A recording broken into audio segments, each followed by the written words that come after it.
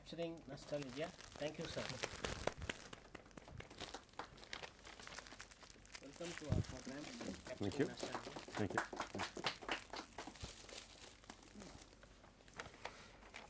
Let me also add my voice of welcome to Professor Munjal and the series of interviews that the Alumni Association and the students want to conduct under the series of Capturing Nostalgia.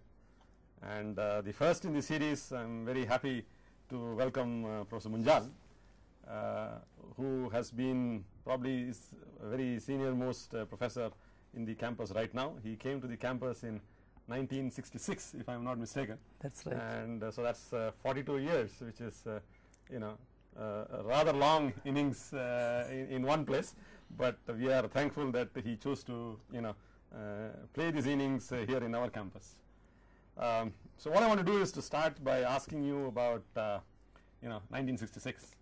You were coming to Bangalore to join this program, and you came from Punjab, right? Yes. Which in those days meant I don't know, 3 trains. Yes. And I don't know how long. So 3 days journey. yeah. So would you like to tell us a little bit about that? Yeah.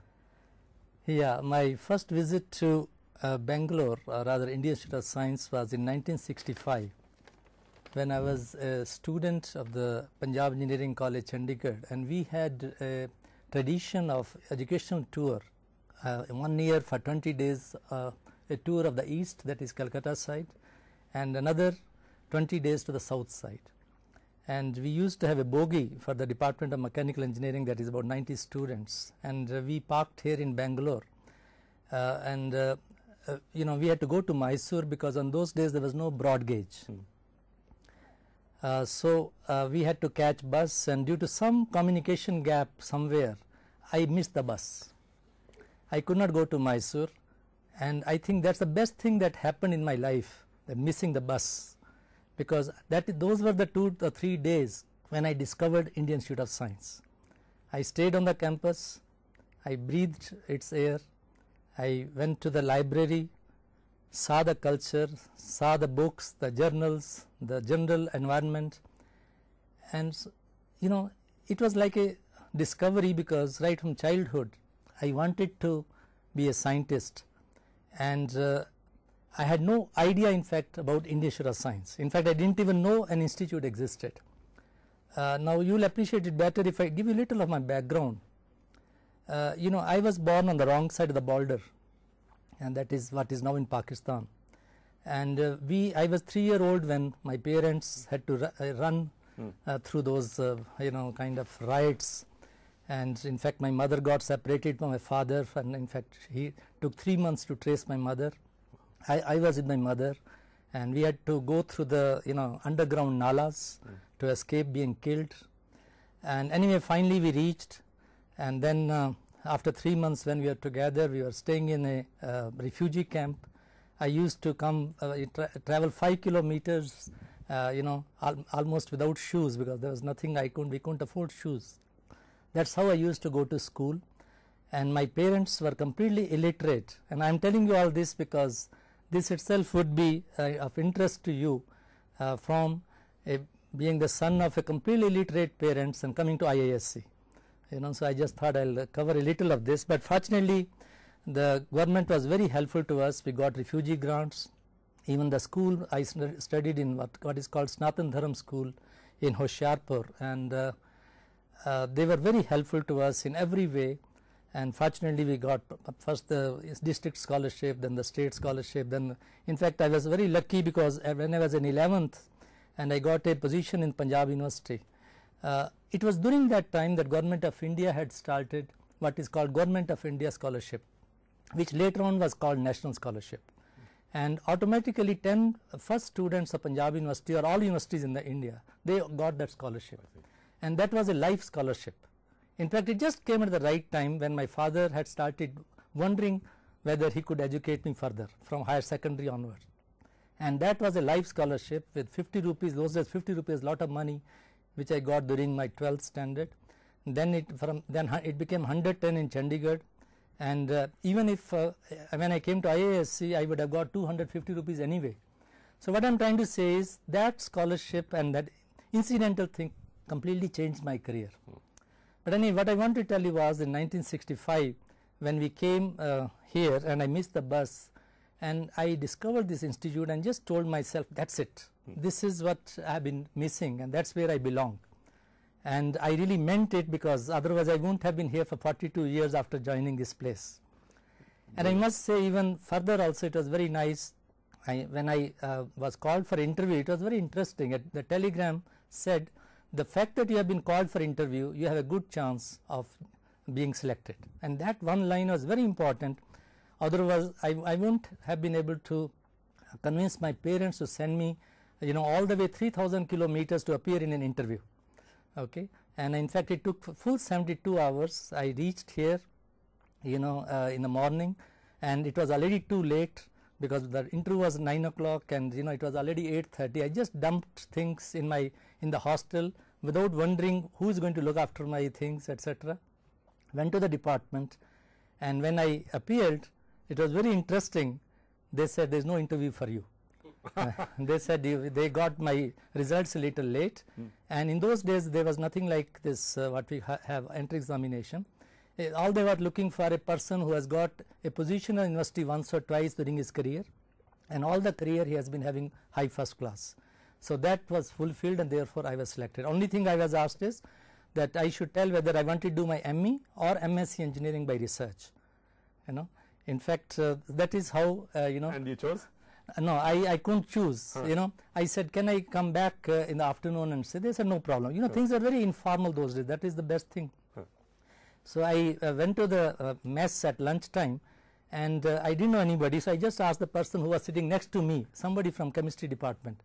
I said, can you tell me whether I should do ME or MSc engineering? I said, I'm very clear. I want to do research finally. Okay, but whether I should join for ME or MSc engineering. And he said, where are you from? I said, from Hoshiarpur. Where is it? I said, about 3,000 kilometers. And because those days it was via Chennai, there was no direct this one. I had to change at Jalandhar, then change at Delhi, then at Chennai, and that's how I came here. And he said, don't tell me you traveled 3,000 kilometers to get hanged. Because apparently I joined the Department of Internal Combustion Engineering. It was known to be most ruthless department, irrespective of the fact that all were rank holders. At least a couple of people would fail every year. They were simply ruthlessly, they would be asked to leave. Okay, so he says, you had to come all the way to get hanged. I said, thank you very much for your warning, but I'm going to stay. Good. I'm glad you did. So who were they in the department at the time? Do you remember any names? Of the teachers? Yeah. Yeah. In fact, our head of the department was Professor A.V. Srinath, who in fact died just last year at the age of 90. Then we had Professor M.V. Narasimhan, who is very much around. He's for 75 plus. Then we had Professor K. Narayanaswamy, who unfortunately died a few years ago. Then Professor Kupurao, who is still around in a sense. He settled in Canada, but he has continued to be in touch, and he's also coming for the IISc Centenary Conference. Then we had one Professor D.L. Prasanna Rao, who is now in USA. Then one Guntur Ramchandra Rao, he is in Holland. I mean, these people just settled abroad, then didn't return. Of course, one was very close to me was Dr. Venkatesh, who unfortunately developed leukemia and died. Okay, so and one professor, K. Narayan Murthy. Actually, he was I think he also died recently. So that's the kind of group we had. So an MSc automatically converted to PhD, or no? I did no. I forgot about that. That student after giving me warning about getting hanged, he gave me very good advice. He says you do your ME, because you get ME in 2 years, then you decide whether you want to do PhD or you want to go abroad or you want to whatever. So that was a good advice, and I must say I was again very fortunate that when I finished my ME, I had developed some kind of very special algorithms for linear dynamical systems, which I applied to vibrations in acoustics, mufflers, even electrical systems for networks, and that really got me a direct lecturership without interview again. Okay, so that was very nice. In fact, I remember when I presented my seminar at the ME level, the only thing everybody asked is, how did it occur to you? Nobody had any questions to ask other than how did it occur to you what you did? You know, so that was really very kind of everybody, and they really you know, made out a case for lecturership for me, though I didn't have a PhD, and PhD used to be must those days with Professor Dhawan as director. So the department made an exception, institute made an exception, and they offered me lecturership. That's how I joined this place. So the other question I wanted to ask you was, you know, since you brought up this the area of your research, you know, technical acoustics didn't exist before you started. That's right. Yes. And at least in this country, pretty much you created this whole field almost. Yeah, almost. Right. Yes. So, what are the challenges there? You know, in the sense, because in a lot of fields they say you need critical mass, you know, to get the field going, and here it is that you started this whole new field on your own. So, what are the challenges, and yeah, in if fact, somebody wants to do it now, is it wise or? you know, I'll tell you what, it is basically turning a difficulty into an opportunity.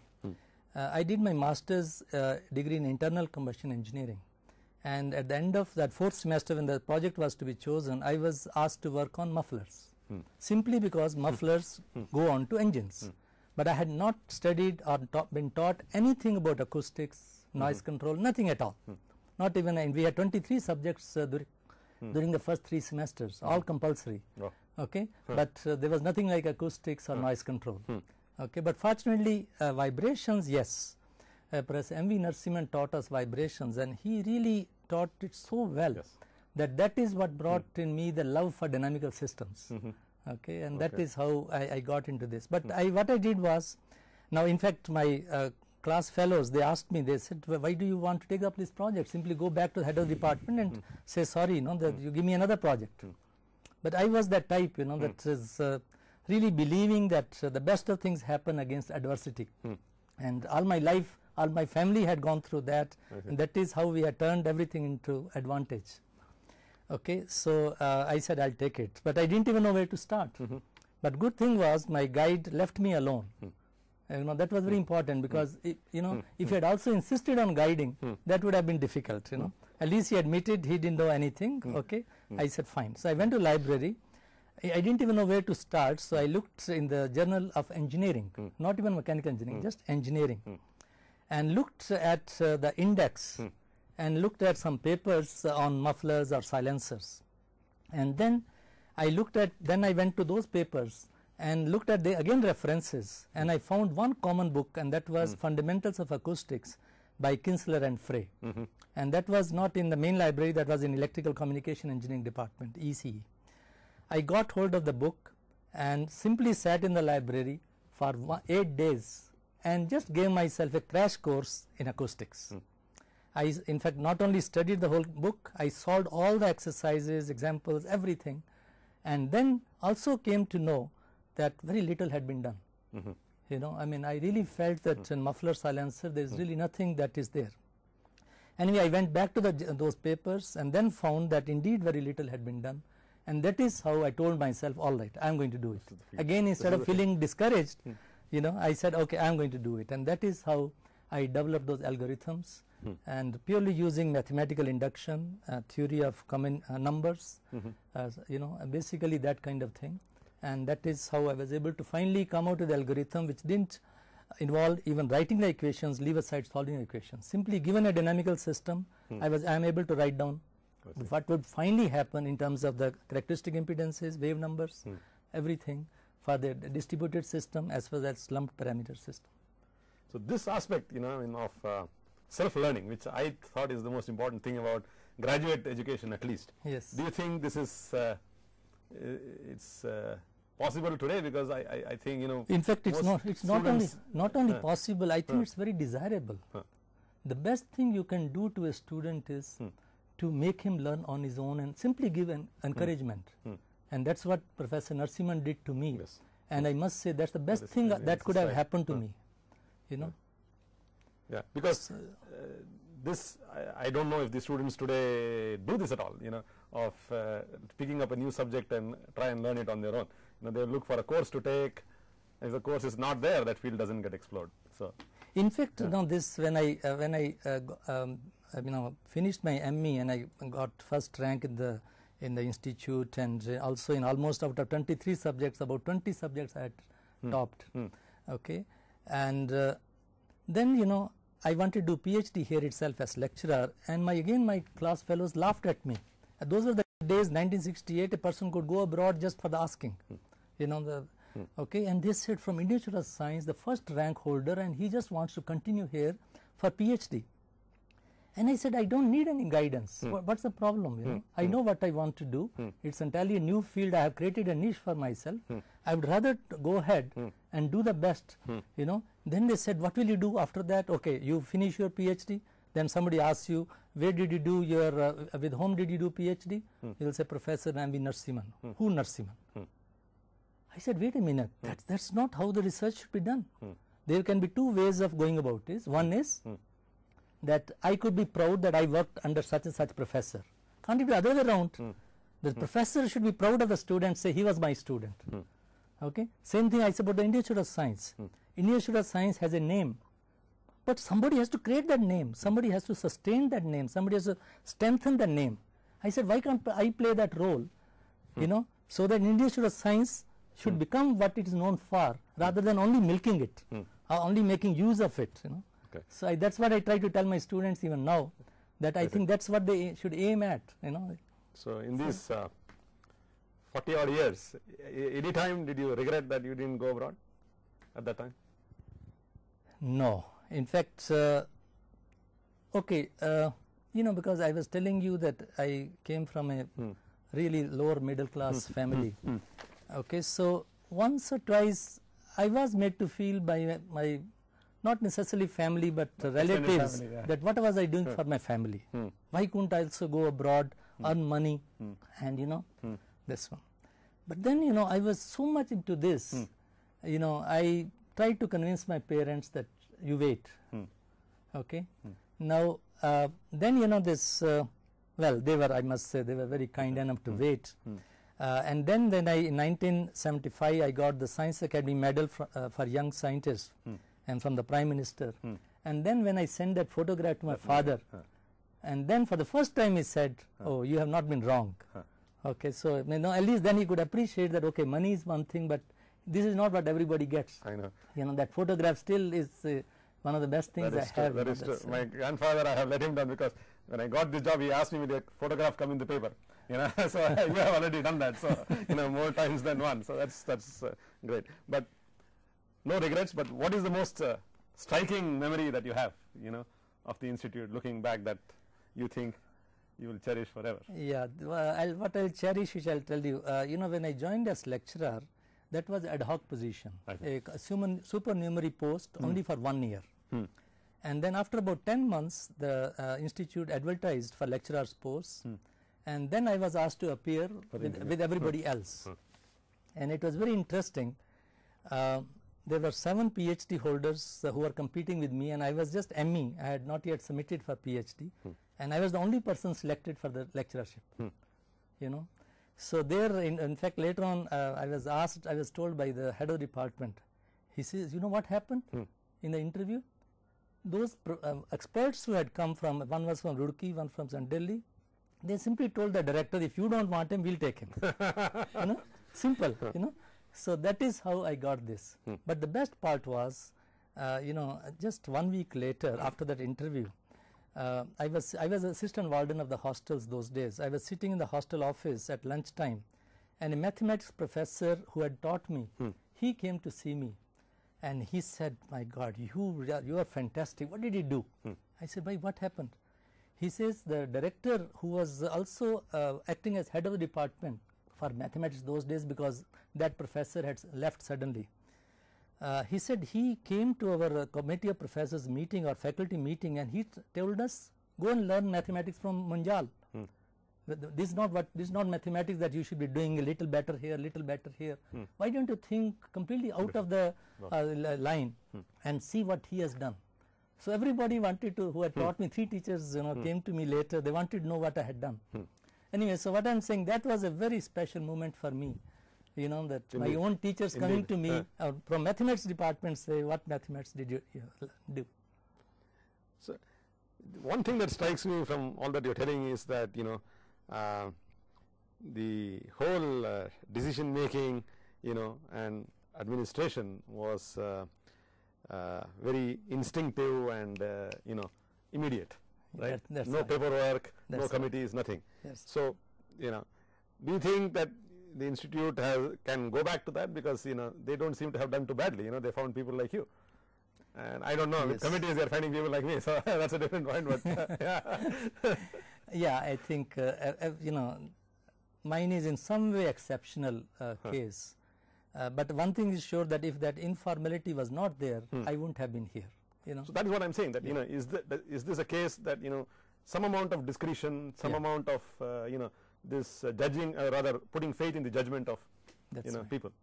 In fact, it was doing very well, but then something happened in around 1972, yeah, 72, 73, that time.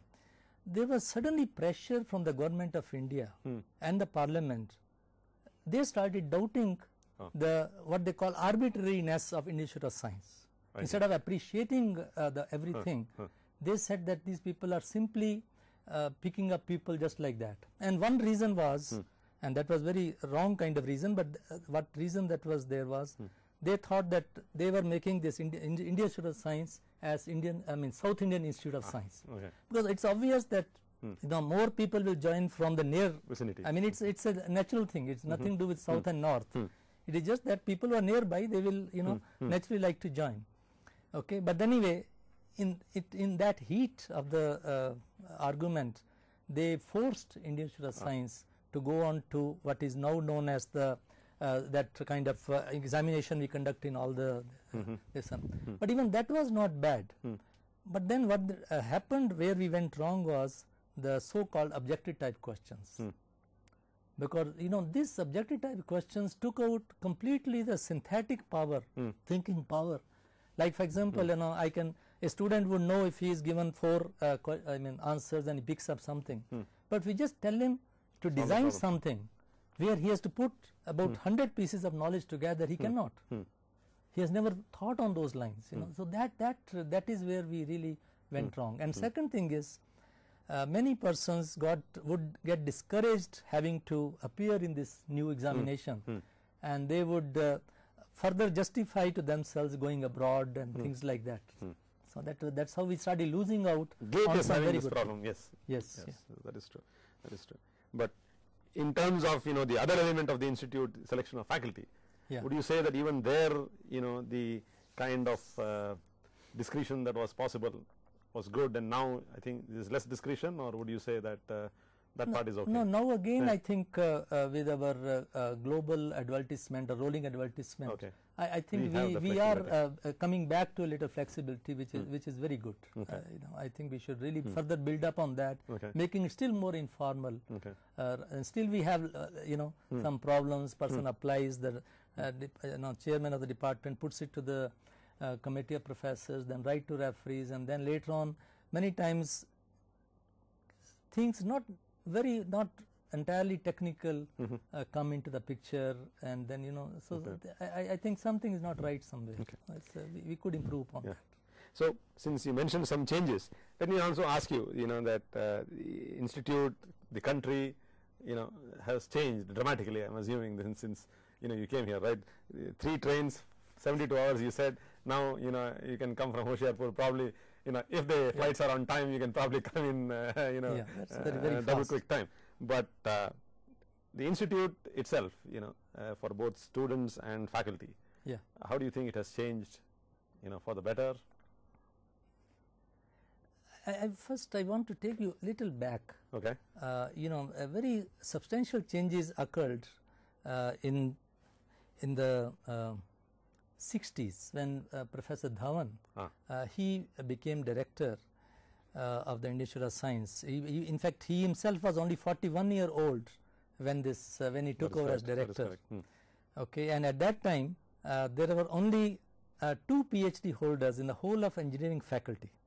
Professor Dhawan from Aerospace Department and Professor A. Ramachandran from Mechanical Engineering. They were the only two at that time. But then the changes he made, two changes he made which are very important, which for which institute can be proud. One is, at that time people used to be, every department used to have a professor and head of the department, and that was by appointment till his retirement or death. So there will be only one professor and he will be head of the department all his life. Now that was not good, because many heads of the departments became so unreasonable in their power that the institute suffered a lot. So he really got away with that. They really discontinued that system and replaced head of the department by chairman of the department by rotation. And second thing he introduced was merit promotion. At that time everybody would wait for a vacancy to arise, and then only he could, in the process people would leave. Okay, but he introduced this. He says person doesn't have to leave. He'll be evaluated every few years, 5 years at that time. Now it's 6 years. He will be, and next thing he did was the review by international referees. So this really made the whole thing impersonal. Nobody would need a godfather to get a higher position, and he would really rise when he deserves. And this was in 70s, 1971. It started in 65, 66. Okay. And another thing that was very nice was that in the process Indian Institute of Science became really the internationally known. I see. Up to that time it was not so. We might have liked to feel that way, but it was not. It is only when our faculty reviews would go to them, our PhD students reviews, thesis would go to them, they came to know, and that way indirectly he did a great service to the Indian Institute of Science. And another change which Professor Dhawan did again, which has been everlasting, and that is, he was here from 1962 to 71. He was our director, and then he also became chairman of the Space Commission and Secretary of Space. But he didn't want to relinquish directorship of the Indian Institute of Science. So he, of course, he was able to persuade Mrs. Indira Gandhi to bring the Department of Space headquarters, to our neighborhood here. But same time, naturally couldn't find time. He brought in the divisional structure. He introduced 4 divisions, later on became 5, later on became 6, okay, with the divisional heads, etc. So that way he could really delegate certain duties to the divisional chairman rather than having only the deans. And the deans were then deans of students, dean of engineering faculty, dean of science faculty. From that time onwards, even now, they are looking after all the student affairs, whereas all the faculty and academic affairs are looked after by the divisional chairman. So this was another very good thing, though he did it out of necessity, but I think later on all directors after that have found this was the best thing that he could have done for the institute. You mentioned this international impact coming after our reports started going outside for both students and faculty. The question I wanted to ask you again with respect to change is that the nature of impact, of what impact an academic institution or even faculty make, has that changed over time, or do you feel it should change now? Well, first I would like to tell you one thing. Indian Institute of Science has played a very big role in institution building. Okay. All IITs, for example, starting from IIT Kharagpur, which came up in 54, and later on IIT Delhi around 59, IIT Kanpur 61 or so, like that. If you look at all of them, Indian Institute of Science was the one which really gave birth to these institutions. In fact, when these 4 IITs came up in around 60s, IISc lost 50% of entire faculty, because everybody went on promotion to those new institutions. Okay, and again within not only IITs, look at the CSIR laboratories. There are 42 at that time. There were 26, and out of 26, almost 15 were conceived on the campus. Right here, you have NAL, you have GTRE. Later on ADE, all the defense. Karnataka soaps. Karnataka soaps, yes, that Vasudev Murthy, yes. So what I am trying to say is that we have played a big role of institution building, and later on what has happened is of late, which is not good actually, we have almost started comparing ourselves with IITs. I don't think that's the right thing at all. I see. we should look up, not below. These are like, you know, institutions made from us. And now what, why I mean, I shouldn't be talking like that, but actually many faculty members in the institute, they say, well, if I had gone to this IIT, I would have got promotion in 4 years. Here I have to be minimum for 6 years. Then also I may or may not get. You know, this kind of thinking is not good. I think, you know, somewhere, in fact, I was talking about this to Professor Balram, and he also felt that, well, there are two ways of looking at this. One is, yes, we lower the standards so that our faculty doesn't leave. Second way of looking at this, that this kind of faculty they don't deserve to be at IISc. Let them leave. We can afford them, you know, we can afford, you know, let anyway we have nurtured those institutes, let this also nurturing go on. We'll get still good ones, and we are getting very good faculty. So for example, you know, when I was divisional chairman, we made a study during Professor Mehta's time that during 1991 to 2001, 171 faculty left the institute or retired or died or whatever, and exactly 171 had joined during that time. So what I am saying, we are doing well. We are not starved of good faculty. We don't have to lower our standards. We keep up there. Only thing is, yes, somewhere we should give a shabash, a pat on the back to our faculty, so that they don't leave. And that could be by you know, certain incentives, like making it little more economically or other feasible for people to go abroad to attend international conferences and things like that. Little extra thing we should do indirectly, so that they should know that we appreciate. Okay. There is a lot of talk, you know, now that the institute wants to start an undergraduate program, a new campus. You know, if you were to make these decisions, you know, which way would you like to go? You know, what is? I have strong views on this side. Okay, I personally feel that we don't have to get into undergraduate teaching. Let's continue to do what we are doing better, rather than do what everybody else can do. For example, we have more than 300 universities in the country, and total number of engineering colleges are more than 500. Aren't they sufficient to, you know, produce undergraduates? Why this institute has to do it? This institute is very special because the teacher who teaches here, he is an expert in that field. He knows absolutely the latest. He himself has been adding to that knowledge, and that kind of thing is very important for students. And we should continue to strengthen the master's degree program rather than trying to do undergraduate. I personally feel, I'll just like to tell you something more phenomenological. You know, as it happens in water, in the case of water, it flows much more, you know, much better if there is a potential difference. Same thing happens in education. Potential difference, very important. If the teacher is at much higher level, when he teaches, even when he teaches the same thing that anybody else teaches, he'll be able to put it across to the students much better than otherwise. And this is how IISc and IITs are different from other engineering colleges, because in those colleges, the teacher himself would study the previous night and then come and just repeat the same what is given in the book. You know, neither he has the confidence, you know, nor the students have the confidence. So that is how the teaching suffers.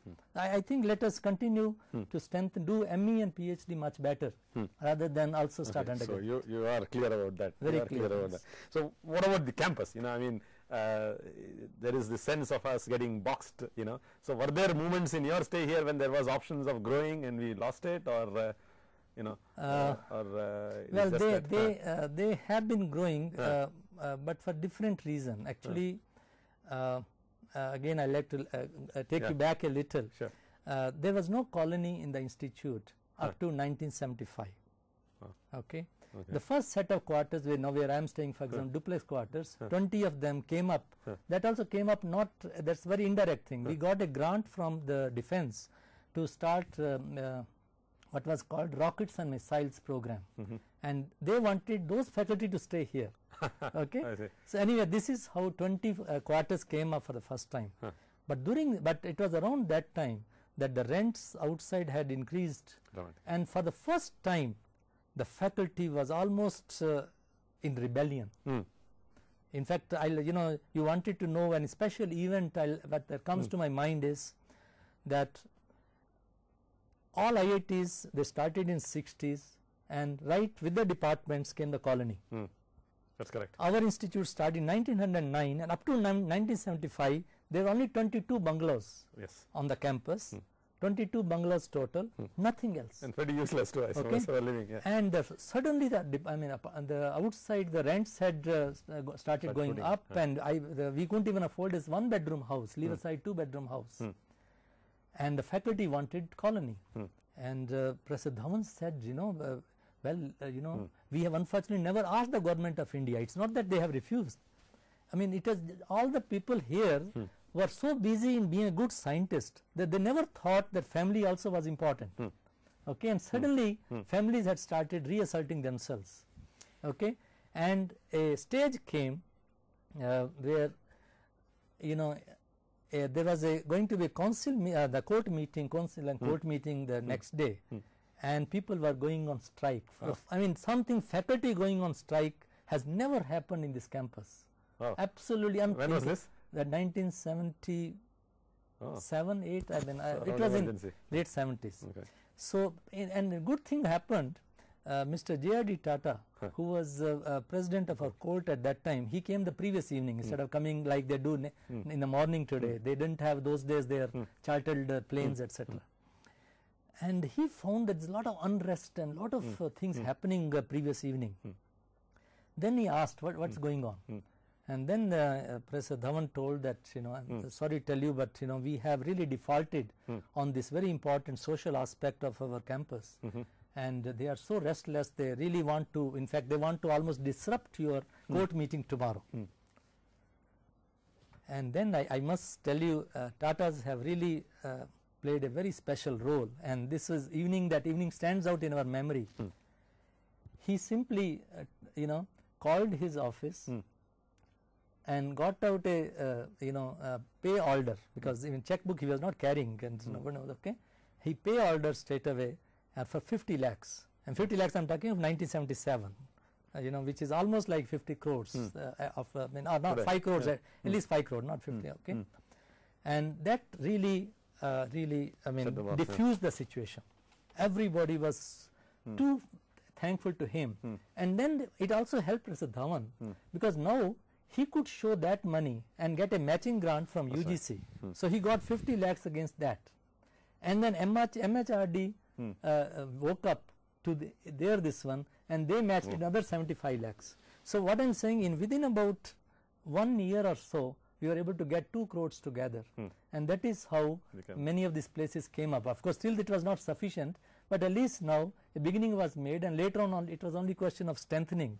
And now you can see that most of the people are on campus. History repeated 30 years later, almost. Right? So interesting. Okay. Couple more things that I thought I should ask you. One is because we're in the Institute of Science and you have been an engineer, and I think today probably as far as the campus is concerned, you are Mr. Engineer, on campus. This Arka Ramchandran made this comment long time back, that whenever there is a success, even with ISRO, it's called a scientific achievement. The rocket falls into the sea, it's called technological disaster. So this perception, do you think it still persists? The engineering has something to worry about? No, I don't think. It is just that Indians by nature, they are emotional people. If they love you all the way, and suddenly you make a mistake, they hate you like they would like to kill you. It is unfortunate, but this is our character. I mean, we are extremists in some way. We are not very moderate in our thinking. So this has to do with that. Otherwise, I think we have not been doing bad at all by any standards, whether it's DRDO, whether it's ISRO, or even CSIR. We should be proud. And particularly in the Institute of Science, I think our best achievement has been human resources development.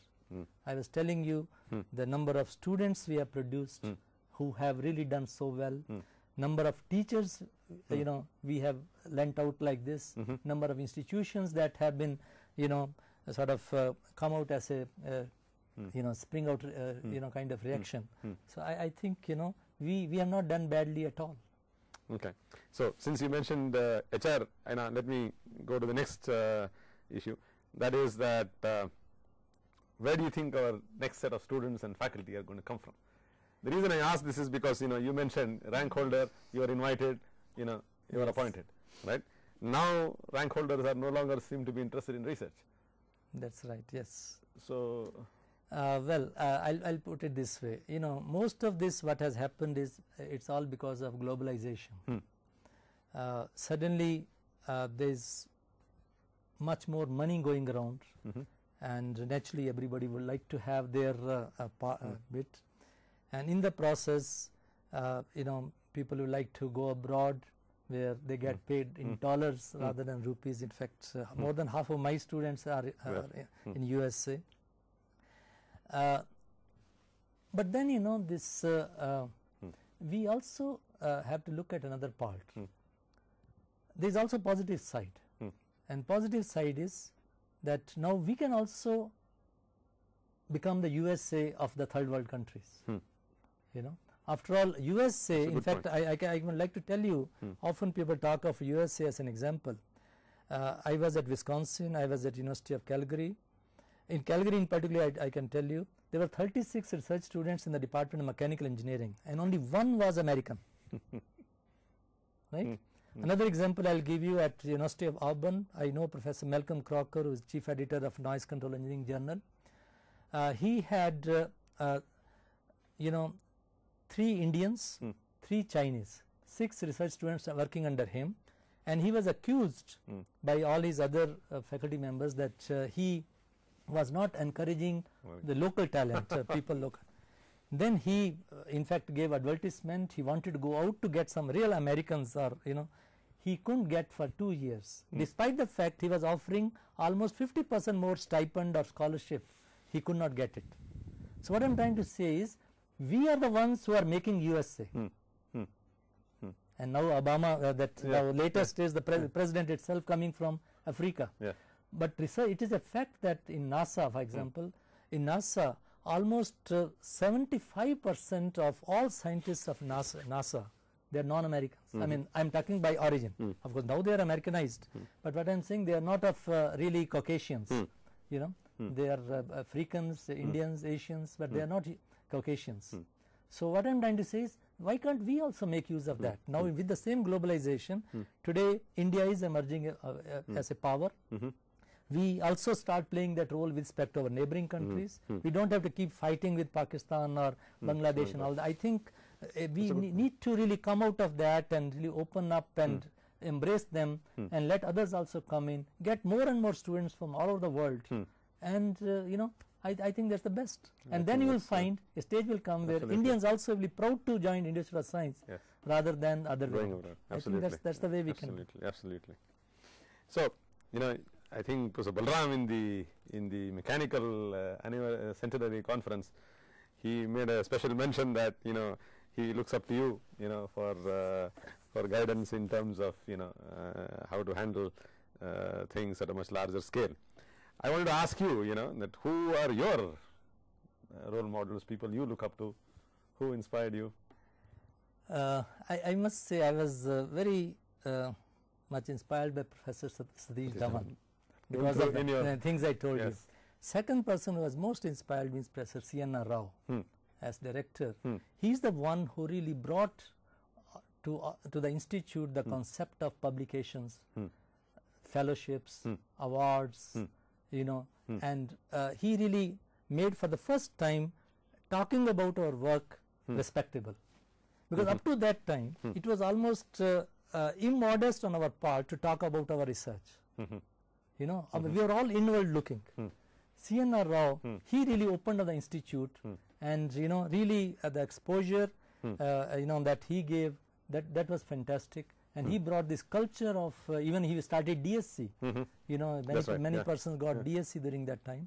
So what I am trying to say is that he really brought this institute out in a much more effective way than it was earlier. So these two persons really stand out in my mental horizon. And outside of the institute, any particular inspiration from the social, spiritual, other life? Yeah. I must say one thing, again on a personal level. One person who really impressed me most was my father. It was very interesting. I like to tell something to all of you here. When we came as refugees, we naturally didn't have anything, and my father would thank God morning and evening. In Punjabi he'll say shukar hai, okay. And I was just 3-4 year old, and I pulled his dhoti. I said, "What do we have? What are you thanking God for?" He says, "Son, we are alive. Isn't that enough?" People talk of bottom lines. I said, "That's the bottom line." That is the bottom. He was thankful to God for nothing else mattered. That's just the fact that he was alive. And then he told the story, that 50% of the persons, in the train we came, 50% were dead inside. Wow. And even when my father was, of course, he survived that 75 hours of train journey, without water, without air, without anything, because it was closed, otherwise we were being shot at. So just simply were lying low, and 75 hours, 50% died out of dehydration. And my father also, when he came out, and he was asked to register at the registration, the dehydration was so much, he could not even open lips to tell his name to the registration people. Can you imagine where we started? But despite that, I never saw him unhappy, never never grudging others anything. And he always said, and he had no education to back up, but still he said, "I am going to educate my children." And he did it. That is something which, I don't think I would have done. With all my I would not have done in those circumstances. I would have told my son, "Well, come on, you also start earning." But he never expected anything from us till his last days. So that is one. Of course, I have another couple of teachers, but that's all. Okay. In a different context, you once made a remark, since you mentioned God, you had said that our gods must be hard of hearing. This was, I think, to a local newspaper about noise pollution. Now, the point I wanted to ask you was that, in the same article, you had also mentioned that technology can only do so much. That's right. And the rest of it has to be at the social level. Correct. Yes. And that is one aspect that the institute doesn't look at all. So do you think, in the 100 years are over now, and a new century is going to begin? Is that a pointer to the institute to start looking at this? No, I disagree with you. It's only question of you're looking in the right perspective. Let me help you in this. Sure. We were the first ones to start out of all IITs, ISC, ASTRA, application of science and technology rural areas. We were the first ones now to upgrade it to Center for Sustainable Technologies. Okay, and we have a village. We have been demonstrating everything. So so really we set the trend. Again, my colleague Professor Udupi Srinivas, he started the sustainable the Sutra. Sutra, yes. Okay, and even now it's continuing. So much so that whole Andhra Pradesh government wanted him to implement all those technologies in the rural Andhra Pradesh. Okay, then you look at Center for Ecological Sciences. How much role our professors have been playing at the Ministry of Environment and Forests. Even for example, I have been chairman of the National Committee for Noise Pollution Control, advising Central Pollution Control Board. And how many of us are really in various ministries trying to play our role. So when we talk of societal thing, it doesn't mean that every one of us has to go physically to help somebody out in the street. I think we can do at our level. I think that is equally, in fact, even more important than doing purely at a personal level. No, I meant more from a research faculty. We have an engineering faculty, we have a science faculty, social sciences, humanities. Yeah, that's right. In that perspective, would you think that time has come? We could have done that, but again, our history has been one of hard science. Yes. All the time we have been, so much into it. In fact, I remember about this debate that you are talking of. This Mr. J.R.D. Tata, who was the president of our court for almost 15 years, or more than 10 years at least. he was saying the same thing as you are saying. Why is it that we are neglecting the social aspects of science? You know, we should also do that. At the same time, he never forced. He could have forced as you know, being president of the court and all that. He could have forced, but he never did that. Okay, but then he did something better. He started NIAS. Yes, okay. He really got all the money from Tata Sons, all the Tata brothers, and really started what they call National Institute of Advanced Studies, which is exactly supposed to do that socio religious, even they go into mind, the spirit, you know. So that's fine. In fact, so it's, though we didn't have to do it necessarily here, but it is on our campus, and they are, I mean, like say successors of our founder only, who applied that correction. So it has been done. Okay. Well, Professor Munjal, I think you know, from the point of view of an academic and as a professional, I think you have achieved pretty much everything that is there to be achieved, and I must say that it was a pleasure talking to you, and I do hope that people who have heard you today will find you know, these seeds of inspiration to replicate what you have achieved in this remarkable career. I must say it has been my pleasure, you know, talking to you and talking to everybody else, and if I have been inspire some persons here, I'm sure, you know, the purpose is served. Definitely, you can count on one. Thank you very much. Thank you, sir.